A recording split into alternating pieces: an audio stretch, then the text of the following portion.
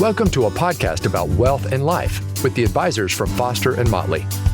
In this podcast, they share their mission to help individuals, couples, and families achieve the life they envision by providing a comprehensive wealth management experience. Join this seasoned team of experts as they explore actionable steps to improve your financial well-being and answer your most pressing questions. Welcome back to part 2 of our discussion about the difference financial planning and education can make in the lives of young adults. Now, that knowledge can make a monumental improvement in middle age and in retirement. I'm Patrice Sikora, and with me for this return engagement, Foster and Motley's Joe Patterson, a financial planner, and Thom Guidi, an investment manager. Now, gentlemen, in the first part of this series, we reviewed why it's important for young adults to be aware of their finances, get started with retirement savings and investing. We talked about different types of debt and did a quick overview of insurance. So let's pick up with credit, including credit cards and building credit. What kind of credit card should a young person think about getting? Thanks, Patrice. It's always good to think about how you're going to use the card and take that and let that inform, at least initially, what kind of card you might look for. So let's first say, we think it is a good idea to get a credit card. We think it's a good idea to use it responsibly. And by that, we mean use it regularly, but don't carry a balance, meaning pay it off every month. So an easy way to do that is to use your card at the gas station. And presumably we're talking to someone here who doesn't have a credit card already or doesn't have a credit card in their own name already. So you may have a card that mom and dad let you use for gas. That's different. That's really in their credit and not yours. So we're talking about going out, getting your own card in your own name. So get a card first off that doesn't charge a fee. There are some cards that charge fees that provide benefits. You can think about the Amex Platinum card. I think it's $600 a year. That's for the power traveler, the person who's on a plane many times a month. Probably. I don't think somebody in their 20s is going to need that, Joe. Exactly. That's kind of what I'm getting at. Is that person probably isn't a 20-something starting out in their first job, looking to build credit. So that's the big key: is find a card that is no fee. But part 2 is don't just settle for any card, because there are a lot of good no fee options out there.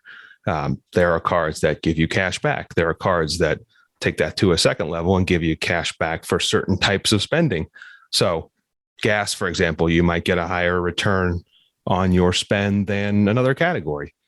Some cards offer rewards in the form of travel, in the form of gift cards. So you can maximize your spending, meaning do the spending you would normally do and get some benefit for it without any ongoing annual cost. And the key there is to be a regular user of the card without running up a big balance that you get to the end of the month and say, oh, shoot, I can't pay for this. When you're going for that first card, what does the card company look at in your application? Yeah, so they're going to consider your income. That's a big one, right? So if you have a job and you can demonstrate that you have regular income, that's key. They're going to look for negative marks on your credit report. So if you have 0 marks, that's better than negative, right? A negative would be accounts that you haven't paid on time. You have collections accounts that, a bill for a doctor, let's say, or a hospital bill that you didn't pay on time. So they're looking for lack of negative marks. They're looking for income. That's probably enough to get you a card with a modest spending limit to start. And I think that's the key here, is build credit, right? Because what we've seen on occasion is when younger people go to buy a car, certainly to get a mortgage, and they lack credit, they're going to get stuck. It's easier to buy a car than get a house. So probably next step in the line is, hey, let's get an automobile, whether it's a buy or a lease. That's a credit event. The finance department at the auto dealer is going to check your credit. So having all these pieces together, having a credit card that you pay off regularly, perhaps you've financed a vehicle in some way through a lease or a loan, you're building credit. And the key to keeping that credit in good shape is you make your payments every month, meaning You make your car payment every month. You pay off your monthly balance on your credit card that you use for expenses. Tom, any thoughts? Hey, Joe. Yeah, go ahead. Yeah. Well, Joe, why would somebody not just get a debit card if they're going to pay off their bill every month? It seems like a debit card does that automatically for you. Yeah, that's a great question, Tom. So a debit card is not a credit card. And as such, you are not building any credit record by using a debit card. So a debit card is a nice tool. You can get cash out of the ATM. You can buy something. All the major issuers, Visa, MasterCard, they have debit cards, right? Through different banks. And you can make that function like a credit card as far as the buying of things and paying for stuff. However, it doesn't build your credit. Part two of it is with the debit card, you are actually, by virtue of the name, of course, you're debiting your account, most likely a checking account. So if I go and spend $100, that's coming right out of my account. That's a layer of safety that's removed compared to a credit card, because if I go and spend $100 on my credit card, that's on my credit, right? I'm going to get that statement each month that says, hey, you spent this money, you spent this $100. Now you owe us $100. What that could do potentially is if someone were able to access my debit card, now that would presume that they've stolen the card and got the PIN, but this has happened, then that money comes right out of my account and it's much harder to get it back versus someone steals my credit card, goes down and buys a TV down the street at Best Buy. I can go to the issuer and say, hey, this is fraudulent. This wasn't me. They'll refund the balance to my card. No harm, no foul. So you get two things with a credit card versus the debit card. As far as benefits, you get additional layer of protection, right? If you have fraudulent charges or your card is lost or stolen, and you get the benefit of building credit. The downside is you can spend money you don't have. So that's where the spending and staying on top of things piece comes in. If I have a $5,000 credit limit, I can spend $5,000 on that credit card and there's nobody checking to see if I've got $5,000 in my bank account. So that's where you have to build the habit of, let's start with a few small but recurring expenses, gas and groceries, right? Those are two easy ones. And those are ones that probably you might get some benefit from in the form of points or cash back. All right. And you mentioned a house. Should you rent or should you buy a house? Well, we'll go ahead and tackle that one. And that's going to be different for everybody, of course. Renting can be a pretty nice arrangement in that all the maintenance of a house or an apartment or a condo is all taken care of for you. It doesn't require a big down payment and you're not really locked in. So it means that, oftentimes when somebody's working at their first job, they find themselves working somewhere else in a few years as they're trying to climb corporate ladder, which might necessitate moving to a different city, moving maybe even within the same city or across town. And where one place might have been convenient right away, later it would be a better location. And if you buy a house, it's a lot of trouble moving from one place to the next. There's fees for moving. There's moving expenses, realtor fees, all those things play in. And it could be a money losing proposition buying your house if you're planning on, moving in just a couple of years.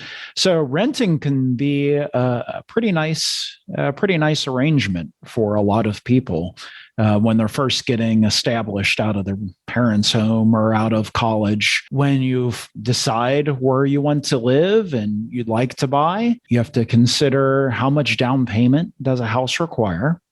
The traditional is put 20% down. Are people still putting that much down these days? I think in Well, here today, somebody might listen to this 6 months from now, and things might be a little bit different. Here today, buying a house is almost like a competition. So the better finances somebody has, they have a leg up in that competition. So I would say that yes, today people are putting a significant amount down, but there can be arrangements to put less than the traditional 20% down on a house. It could be 10%, maybe even some programs for a first buyer, even less than that. But you have to also consider the affordability of the ongoing monthly principal and interest payment. Suddenly you're paying taxes. You're paying homeowners insurance. You're paying maintenance on a house. So if an air conditioner goes bust 6 months in, you're on the hook for that, unless you want to sit in the sweltering heat.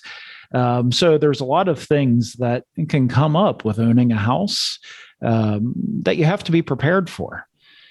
So that requires that people have maybe an emergency fund set aside for those types of major expenses that can come up, and have a good handle on the cash flow that comes out every month to make sure that they can afford not just the house payment, but everything else that goes along with it. All right. Give me some of the pros to owning a house then.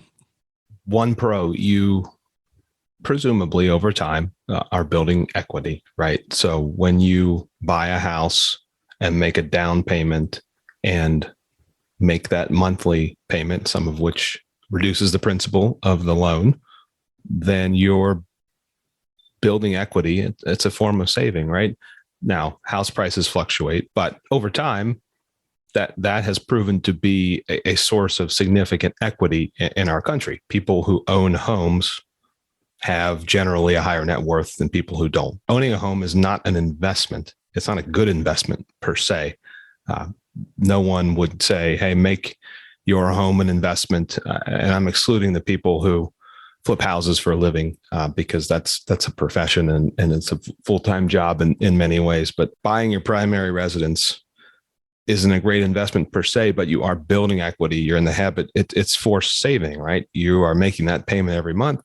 And if you're in that home for a bit of time, there's some good chance you're going to have some equity, meaning the value of your home is going to exceed the value of the loan you owe on that home when you go to sell it, right? So that's a great thing. Depending on your situation, whether you're itemizing or not, if you're itemizing on your taxes, you can deduct the interest you're paying on the mortgage. So that's good, right? Now, we're in a world where mortgage rates are really low. That's good, all things being equal, because you have less interest to pay. You may or may not be able to deduct that interest.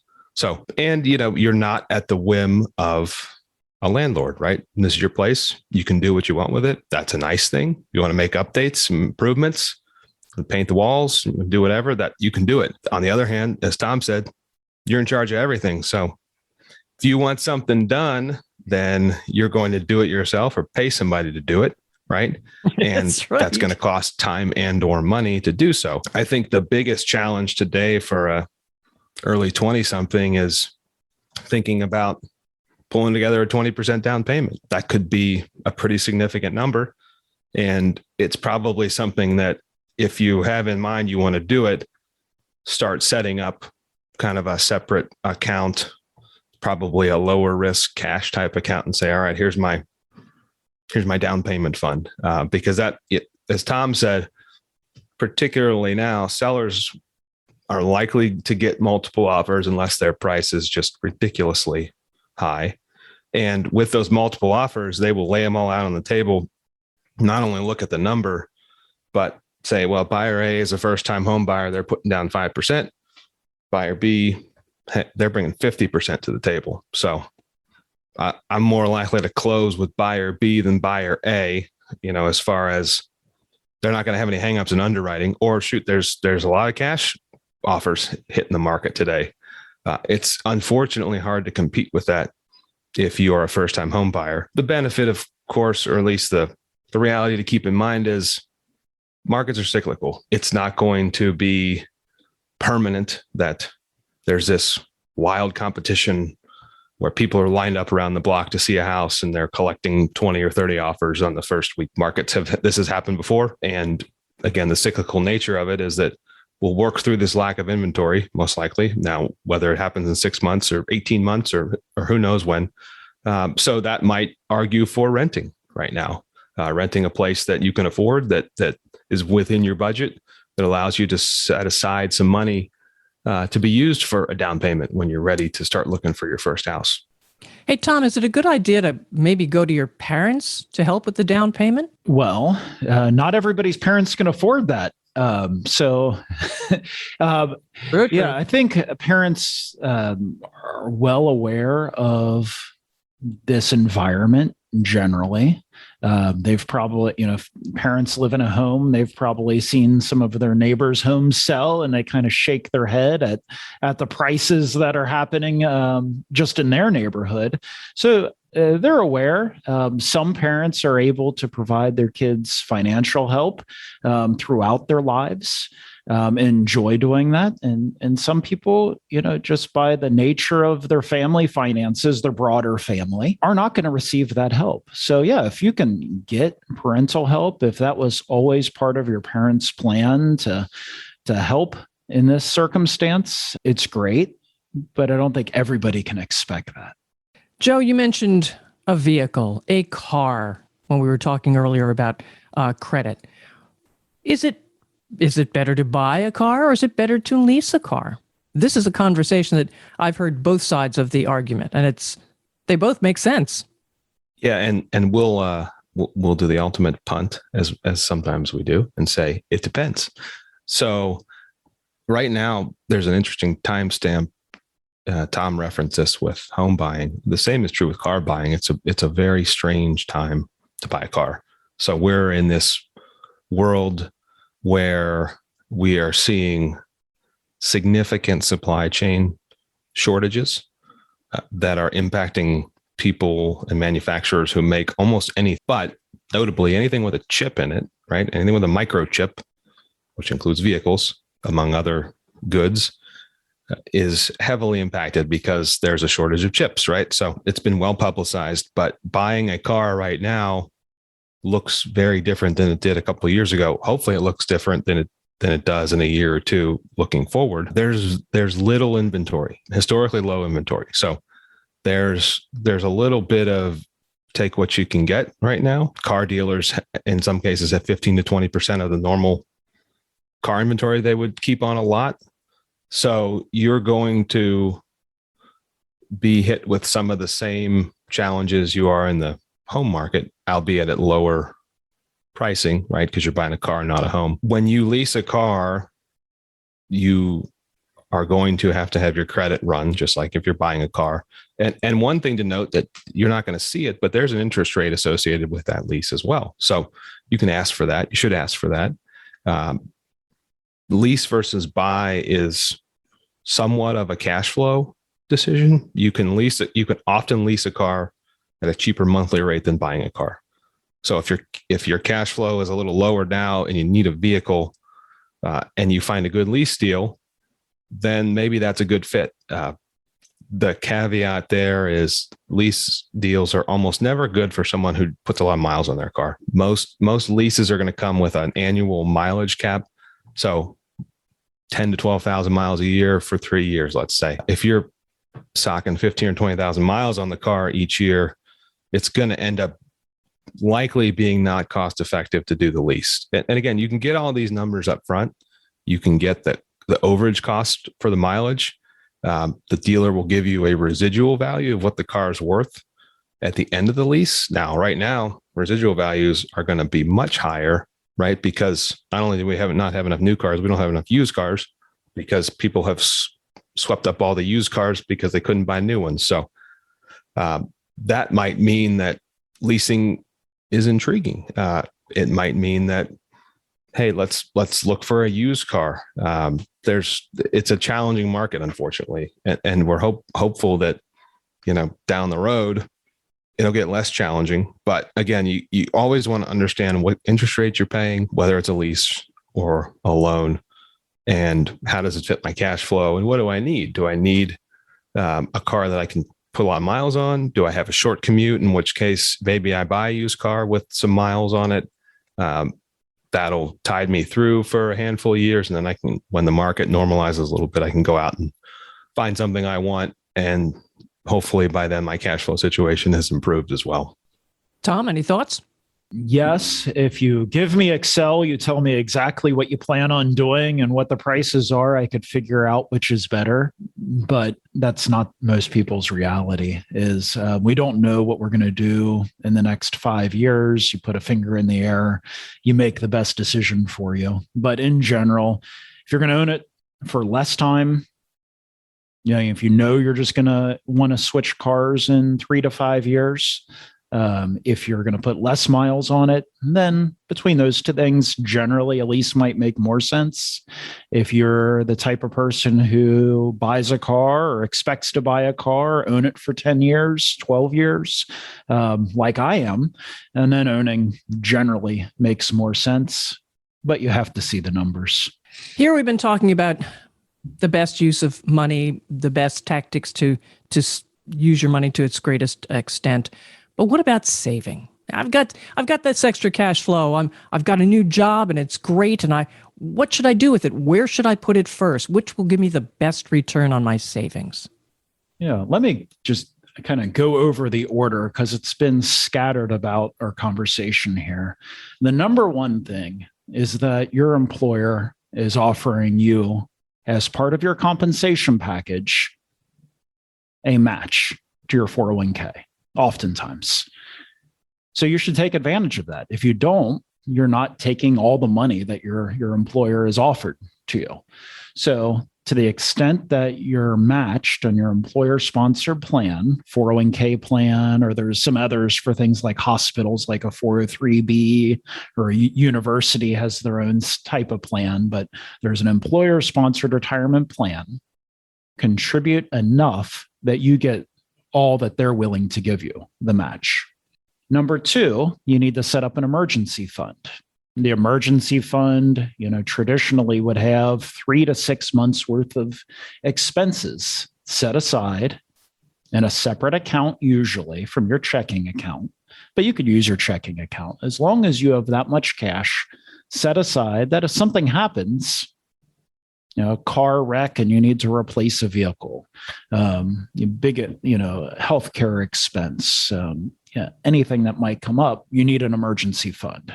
And to the extent that, owning a home might move you more towards 6 months. If you're renting, maybe it's 3 months makes more sense, but somewhere in there. So once you've accomplished the emergency fund, the next is contribute to a Roth IRA. So the Roth IRA could be opened up at any custodian. A custodian is somebody like Charles Schwab or Vanguard or Fidelity. There's a number of them, but open up a Roth IRA. This is for longer term savings once again. Roth IRAs, you could contribute $6,000. And after you've maxed out that, which, now we're talking that you're setting aside pretty big dollars at that point. Consider additional retirement savings in the company sponsor plans, so more than what they're willing to match, and HSA accounts. The health savings accounts can be good long-term savings, which you don't have to spend each year. So meaning that if you have a health expense, you can use those HSA funds to pay for the health expense, but it can also be a good tool for long-term savings if you don't use it for healthcare expenses. If you just use your checking account or your credit card to pay normal ongoing health savings or health expenses and save those HSA dollars for longer term. But those are for health, correct? Correct. Now, you mentioned Roth IRA. Before we go any further, let's circle back to that and the difference, please, between the Roth IRA and the traditional IRA. Yeah, so that's a good point, Patrice. The Roth IRA, so both accounts are individual retirement accounts. They come with statutory maximums of $6,000 per year that you can put in those accounts. an extra $1,000 if you are over the age of 50, for a total of $7,000. So the difference is in the treatment of the funds from a tax perspective. On a Roth account, you are putting after-tax money in there, meaning you earn $6,000 at least in the calendar year.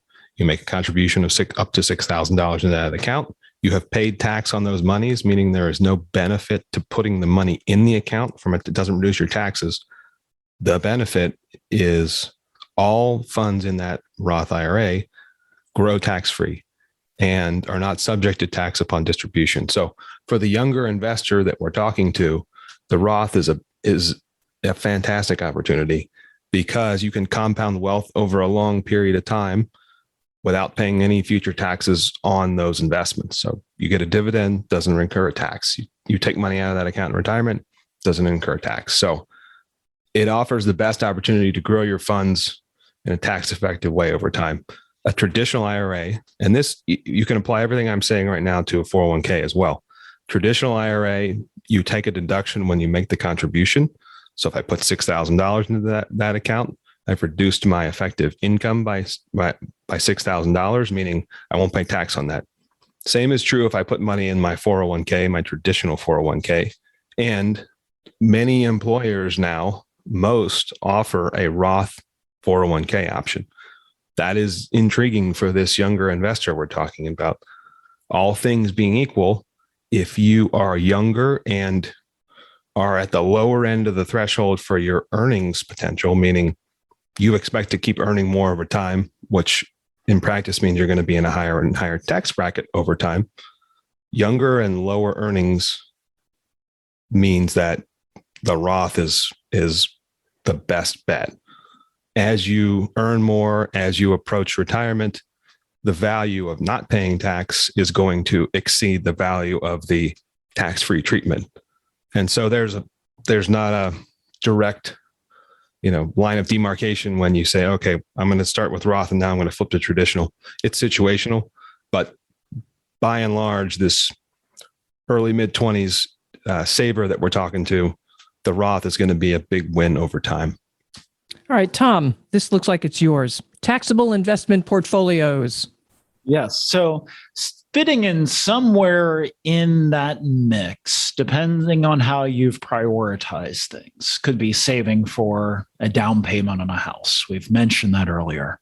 So depending on how important that is to you and when you want to do it, you might want to, maybe this is after you've had your emergency fund fully filled up. You want to contribute to a Roth IRA and then ignore the employer extra contributions to the HSA or employer sponsored plan because I want to save for a house. So fitting in anywhere in there is saving for a house down payment if that's something that's important to you. Longer term, you can use taxable savings to save for retirement or other long-term goals.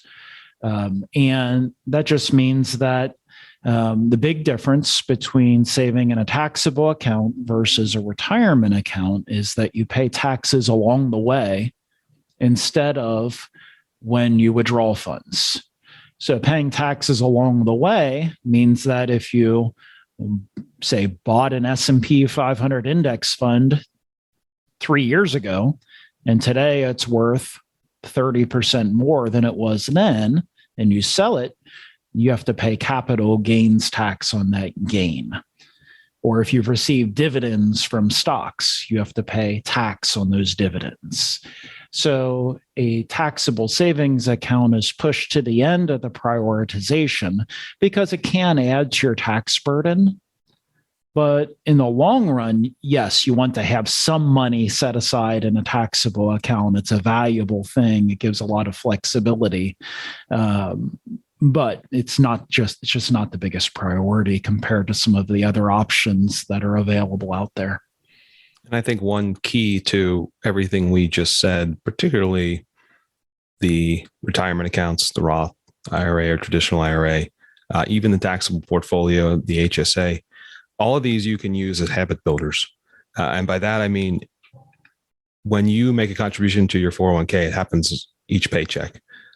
This automatic investing helps form that good habit.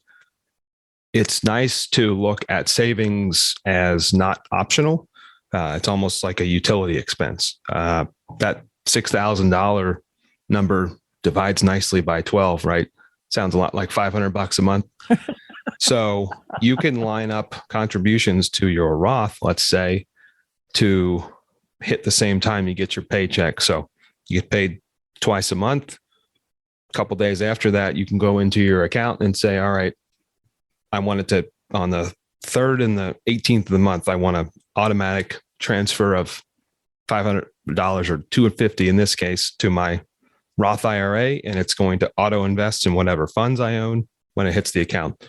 So you build that habit with your IRA, with your 401k, with your HSA.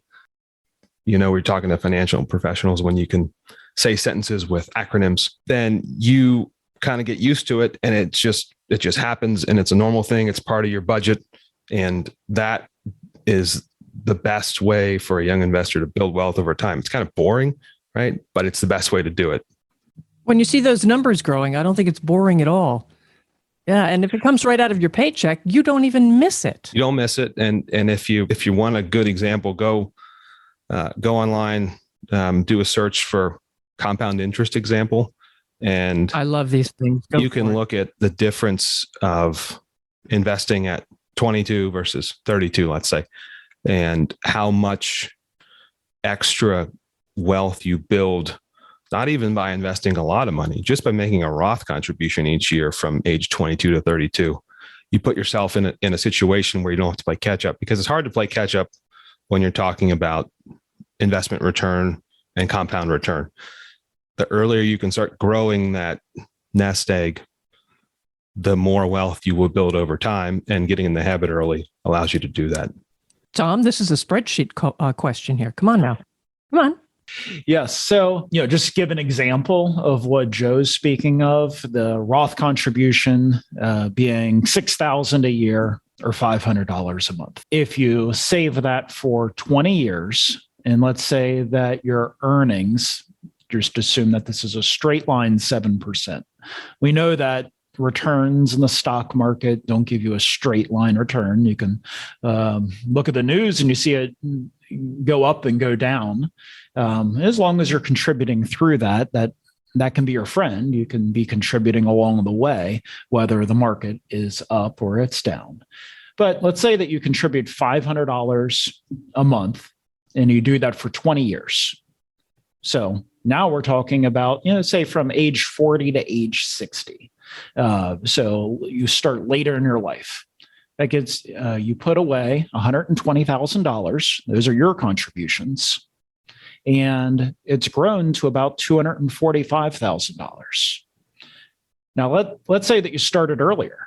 You started when you're 30 and you contribute till when you're 60. So it means you contributed more. You contributed $180,000, but it's grown to $566,000. That's sounding good. Yep, sounding good. So, and the more you can contribute younger, it allows you to use time. And that's what younger people have. They have time. That's on their side. So the earlier you can get started, the earlier you can build those savings habits, the better off you'll be. And it'll give you flexibility as you get older. Have the retirement that you envision, or give you flexibility to achieve any of your goals that involve your finances. All right, the budgeting you've been talking about, I'm sure there are tools online. You can go find something to help you put a budget together. There's a little note here in the outline that I was given. It's perfect. Recurring subscriptions. Holy cow. If you don't keep track of those things, you're losing money month after month. Open my phone, and Apple has, I have the Apple phone, and I go to the App Store, and somewhere on there it shows my subscriptions. And I said Peloton was on there, which I think $13 a month or $15, but whatever the Peloton subscription, that version is that I have. I was like, it's summer. I haven't used Peloton for 4 months. It's been warm outside. I've been mowing the grass. That's my exercise. I haven't needed Peloton. But here I was, the last 4 months paying for Peloton. So I canceling it just in time for fall to set in. I'll probably resubscribe about November or so. But in the meantime, I don't need Peloton. Somebody else, if you're using it, that subscription, you're getting value out of it. It's great. But there's all these things that we subscribe to, and we just kind of forget that it's around. I think those companies do that on purpose. That's part of their business model. Well, yeah, there is there are many tools online. Some are free, some you can buy to use budgeting and get a handle on what you're spending. So we're not going to get into the tools. There's a bunch of them, and they can help you out. I would say, think about your financial picture as a whole. Simple is good, right? At least, especially when you're starting out, because simple allows you to keep track of things. So have your checking account. That's your kind of core spending account. Have a credit card. If you have money going out of fewer places, it's easy to see where it's going. Even now, banks and credit card companies offer budgeting tools. But it is nice to link your accounts to one place and get a high level. I would recommend doing that. Just get an overview of where your money's going. And a lot of those tools will say, hey, look at all these recurring subscriptions you have. So they'll call it out to you. And you might have signed up for the Apple TV Plus free for 3 months deal 7 months ago. And then you see, oh, I'm paying, $4.99 a month for Apple TV Plus. And I don't think I've used it in 4 months, but I'm paying for it. So having a tool that kind of keeps that stuff in front of you, you don't need to be obsessive about it, but take a look at what you're spending and where it's going, and see what the patterns are, and ask yourself, hey, am I getting value out of this, like Tom said, or is it just an expense that's kind of chipping away at my monthly income? I think that's good. That's a good way to take control of your data and your spending. Is okay. We'll see where things are going. A couple other tips for the young saver investor. When we talk about taking control of your data, a few things you can do. One is, and our clients hear this all the time, they're probably tired of hearing it. Note to clients, if you do it, I won't talk about it anymore. Freeze your credit. So this applies to everybody. Freezing your credit means you lock down your credit at one of the major credit bureaus. And we've talked about this in a previous episode, but for the young investor who is starting out, your credit is as valuable as anyone's, right? Because you're going to use that credit to rent an apartment, buy a house, buy a car, do a number of things in the future, get another credit card. So your credit is a hugely valuable tool. And if someone is able to steal your credit information, commit a credit fraud crime against you, that's a mess. And it's a mess you don't have time for. You got better things to do with your time. So if you freeze your credit, that's free, and you lock it down, no one can touch it. Password manager. You're putting your passwords in to buy stuff at all these different websites. And don't ask me how many sites I've stored my financial data at, my credit card information, more than I would care to admit. But if you have a password manager, we use LastPass. 1Password's a good one. Keeper. There's a number of good ones out there. You can create highly challenging passwords and store them in an encrypted manner so that someone can't access a site, a financial institution, wherever you buy stuff and store your credit card, you want to lock that down. So a password manager, meaning get all your passwords in one place with one tool, is a good way to do that. Tom, any other thoughts as far as good ways to take control of your data as a young saver and investor? No, I think it's just always remember that you're your best advocate, meaning that anybody else out there can't have your interest at heart as much as you do. So you should understand the things that you're buying, things that you're spending on. You understand your financial life better than anybody else. And other people out there, whether it's your banker, your insurance person, they're all trying to sell to a certain extent, a product to you. And maybe it's a good fit, maybe it's not. It's sometimes hard to tell. So you have to shop around for those things and make sure that your interests are being served. When it comes time to need some help with those decisions, fee-only planner, it can be a good solution. Fee-only implies that there's nobody there trying to sell you something, sell a product that has a commission. They're only providing advice for a fee. And that means that they can be on your side and help you determine if products are appropriate, effective. And so a fee-only planner like Joe can be a great solution for providing advice and kind of dissecting, all those different financial decisions in your life. All right, we really are up against the clock here. There's so much we could still be going over, but give me some top action items that people, young people, middle-aged people, whatever people should take after they listen to this podcast. Get that match, get that employer match. Tom brought that up a couple times. That's free money. Don't leave free money on the table. That's the easiest money you'll ever earn is save money in an account, and your employer gives you more money in that account. Freeze your credit and set up a password manager. That's low hanging fruit. That keeping your data safe reduces aggravation in the future. Make sure you're invested appropriately. Tom talked about this too, and it's highly important.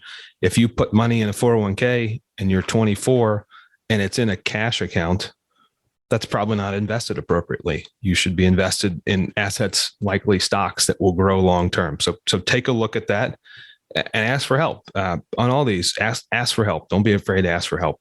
I'd say another one, if you have debt, look at the interest rates, right?